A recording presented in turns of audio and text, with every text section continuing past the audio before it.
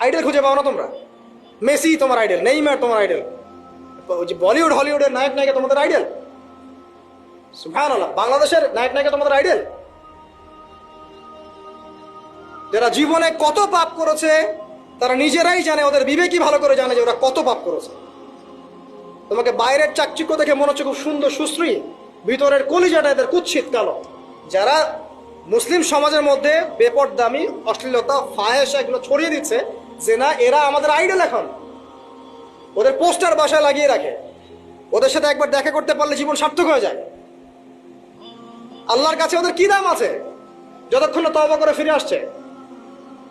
একজন ভ্যান চালক, একজন ইমানদার ভ্যান চালক, রিক্সা চালক যে 5 ওয়াক্ত নামাজ পড়ে, সে আল্লাহর কাছে ওর চেয়ে অনেক বেশি সম্মানিত। ওই ভ্যান চালকের কাছে কি অটোগ্রাফ নেন আপনি? রিক্সাওয়ালার কাছে কি অটোগ্রাফ নেন?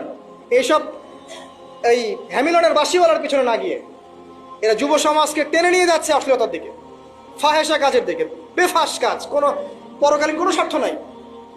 বিনোদনের নামে, সংস্কৃতির নামে এরা মানুষকে দিকে টেনে নিয়ে যাচ্ছে।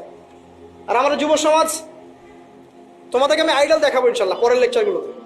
খালিদ বিন ওয়ালিদ তোমার আইডল, আলী ইবনে আবি তালিব তোমাদের আইডল, মুহাম্মদ সাল্লাল্লাহু আলাইহি ওয়াসাল্লাম তোমার আইডল,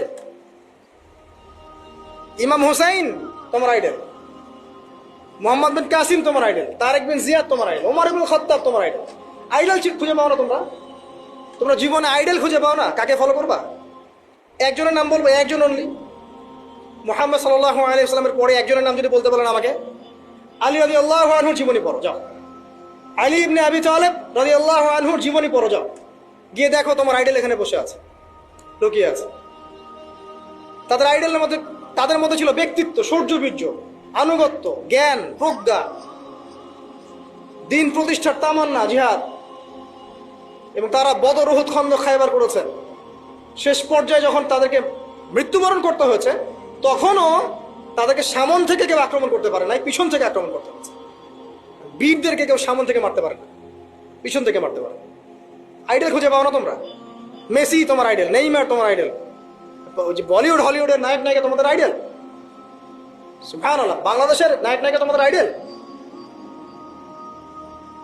যারা জীবনে কত পাপ করেছে তারা নিজেরাই জানে, ওদের বিবেকই ভালো করে জানে যে ওরা কত পাপ করেছে।